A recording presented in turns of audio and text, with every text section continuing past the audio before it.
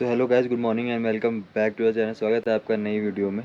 तो अपनी पिछली वीडियो में देखा होगा कि हम विस्की नाला पहुंचे थे साइकिल से, और वहां से डिस्टेंस रह गया था ऑलमोस्ट 200 किलोमीटर्स के आसपास। तो विस्की नाला जिस दिन पहुंचे उस दिन भी, और उसके पहले जब हम सरसू पहुंचे थे उस दिन भी बारिश में इतने भीगे, और बारिश भी वो वाली नहीं कि पानी वाली बारिश हो रही है, ओले पड़ रहे हैं। सो रास्ता बहुत ज़्यादा टफ़ हो गया था। एक्चुअली हमने बहुत ही गलत टाइम चुना ये लेह लद्दाख साइकिलिंग करने के लिए, क्योंकि बारिश के टाइम पे यहाँ के जो पहाड़ होते हैं बहुत कच्चे होते हैं, मिट्टी वाले पहाड़ होते हैं, तो लैंडस्लाइड होने के भी चांसेस बहुत ज़्यादा होते हैं। और यहाँ के जो पहाड़ हैं वो ऐसे हैं कि एक जगह से दूसरी जगह के बीच में बहुत मुश्किल से ही आपको कुछ खाने पीने का या फिर कुछ भी आपको जगह मिलेगी। तो उसके लिए हम प्रिपेयर थे कि हम अपना खुद का कुकिंग करेंगे, बट बारिश की वजह से हम कहीं कुकिंग भी नहीं कर पा रहे थे। जब से हमने मनाली से साइकिलिंग स्टार्ट करी है तब से ऐसा ही हो रहा था, 1 या 2 दिन को छोड़ के बाकी सारे दिन हम बारिश में भीगे। तो हमने डिसीज़न लिया कि हम विस्की नाले से लेह लद्दाख तक हिचहाइक करके आएंगे, और फिर यहाँ से देखते हैं कैसे क्या करना है, क्योंकि ये बहुत ही गलत टाइम पे हम आए हैं। बारिश के टाइम पे एक्चुअली मैं पिछले साल जब अपने दोस्तों के साथ आया था उस टाइम भी बारिश का ही टाइम था, बट इस बार जब प्लान बना कि साइकिल से जब लेह लद्दाख जाना है तो मैंने सोचा देखा जाएगा, जो होगा देख लेंगे। बट फिर से हमारा डिसीज़न ये गलत रहा कि इस टाइम पे आना लेह लद्दाख साइकिल से, वो भी तो थोड़ा डिसीज़न गलत हुआ। बट हमने ये सही डिसीज़न लिया कि विस्की नाले से यहाँ तक हम हिचाई करके आ गए, वरना अगर हेल्थ रहती और अगर हम ज़िंदा रहेंगे तभी हम ट्रैवल कर पाएंगे और एक्सपीरियंस कर पाएंगे चीज़ों को। सो कोई नहीं, फिर अगली बार जब लेह लद्दाख आएंगे तो इन सब बातों का ध्यान रखेंगे कि हम बारिश के टाइम पे ना आए, मई जून के टाइम पे ही आके अपना लेह लद्दाख कर लें हम। सो ये सीन है। अभी फ़िलहाल हम पहुंच चुके हैं लेह में, और यहाँ तक आने के लिए हमने लगभग 200 किलोमीटर का, लिफ्ट तो नहीं बोलेंगे, 500-500 रुपये हमने चार्ज पे किए यहाँ तक आने के लिए। सो ये सीन रहा। तो कल रात को हम यहाँ पहुँचे हैं और आज डेट हो गई है 1 अगस्त। सो अभी फ़िलहाल हमारा प्लान तो कुछ बना नहीं है कि यहाँ से भी जो पेंगोंग लेक है और नुब्रा वैली है, तुरतुक विलेज है, वो सब कैसे साइकिल से जाएंगे या फिर बाइक रेंट पर लेके जाएं, कोई कुछ अभी डिसीजन हमने लिया नहीं है। आज शाम तक हम डिसाइड कर लेंगे, जैसा होगा आपको हम बताएंगे अगली वीडियोज़ में। फ़िलहाल बस यही अपडेट देना था कि हम हिचाइक करके यहाँ तक आ गए हैं। एक्चुअली मैं साइकिल टूरिंग, मैंने आपको पहले की वीडियोज़ में ही बताया हुआ है कि मैं साइकिल टूरिंग उस वजह से नहीं कर रहा हूँ कि मैं साइकिल को प्रमोट कर रहा हूँ या फिर लाइक कुछ कुछ भी प्रमोट कर रहा हूँ। सो या फिर रिकॉर्ड बनाने के लिए कर रहा हूँ। तो मैं साइकिल टूरिंग इसलिए कर रहा हूँ क्योंकि मेरे को मज़ा आता है। बट इस रोड पे चलने पे साइकिल पे एलिवेशन से कोई प्रॉब्लम नहीं है। एलिवेशन रहेगी तो हम अपने खाने पीने का, वो खाने पीने का भी रास्ते में कुछ नहीं मिलता है तो हम अपना राशन लेके चलते हैं, रास्ते में कुछ ना कुछ बनाते हुए खाते हुए जाएंगे।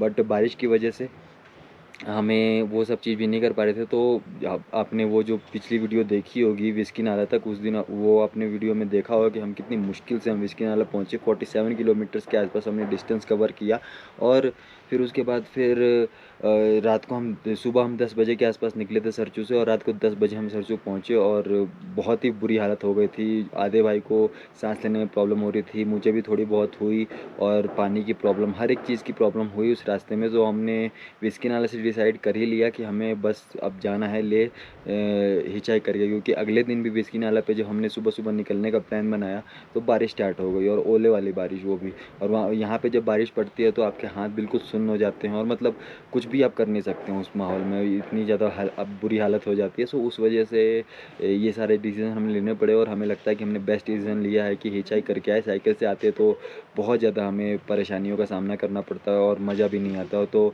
साइकिल टूरिंग मैं वही बता रहा हूँ कि साइकिल टूरिंग मैं इस वजह से करता हूँ कि मेरे को मज़ा आता है घूमने में साइकिल से। और जब मज़ा ही नहीं आया इस रोड पे तो फिर साइकिल चलने से क्या फ़ायदा। बस ये एक तरह की सफरिंग हो जाएगी और एक तरह की अचीवमेंट हो जाएगा कि हमने ये किया है ऐसे माहौल में। बट वो मुझे चाहिए नहीं कि मेरे को कोई अचीवमेंट करना है या फिर सफरिंग करनी है। बस मेरे को इन्जॉयमेंट मिलती है ये सब चीज़ें करने से, उस वजह से मैं कर रहा हूँ साइकिल टूरिंग।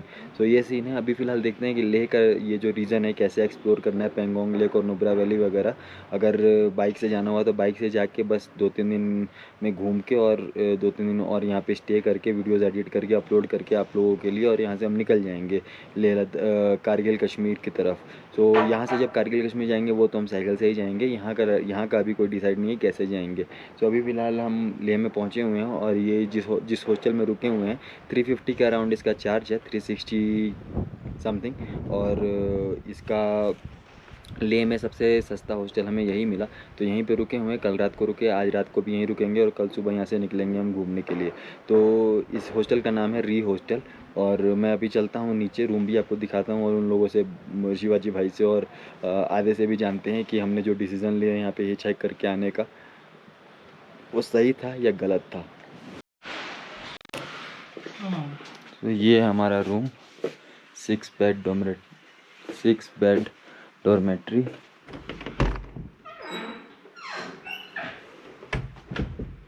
सो आते, tell us. I'm just making my first reel, I think. Okay. Yeah. So right now we are here in Leh, So Leh Ladakh. yes, And tell us the whole story Okay. from Sarchu to here. Yeah, so the story is that there is a very special road from Manali to Leh, Yeah. which is one of the hardest roads ever in whole life, in whole earth. And we planned to ride this, and you started together, I started also by myself from Manali. From Sarchu. Yeah. From Sarchu. Yeah, okay. Together. Yeah, okay. From Sarchu we started together, and we faced one of the hardest hill climb ever. It was Gataloops. Gataloops. Yeah, and it was very hard. We pushed the bike, we faced rain, we faced ice, we faced high altitude sickness, at least me. And Me also. you also? Yeah, so when we arrived finally to this whiskey place, Whiskey Nala. Whiskey Nala, the first little shelter after this crazy hill climb.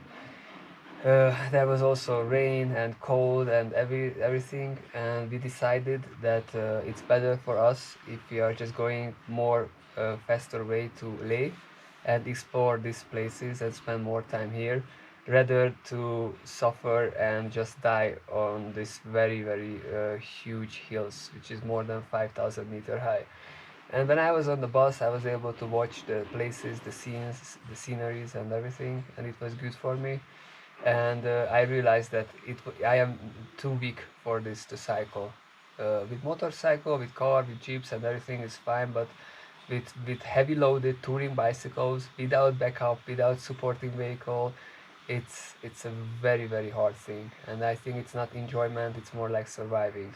Yeah. So right now we arrived in Leh, and we spent our first proper week rest day after this 5 days on the road, I think, with constant climbing. We just made a little Maggie or some pasta things, and I washed my clothes, and I'm so happy that I am here and I survived, and I'm looking forward to explore this region. Okay. But I'm happy that we are together and we helped each other, and we stuck by each other, and we have good company in these heavy days. So thank you guys. So we made the best decision to hitchhike here. For me, it was the only decision, because if I wouldn't take this, I will die or something. So this Yeah. was the best. And when I am on the road for more than 1 year, like 1 year, almost 2 months, and cycled to 10 countries, and I realized that I don't have to prove myself anymore to anyone that, oh, I'm healthy, I can cycle, I can climb all the hills.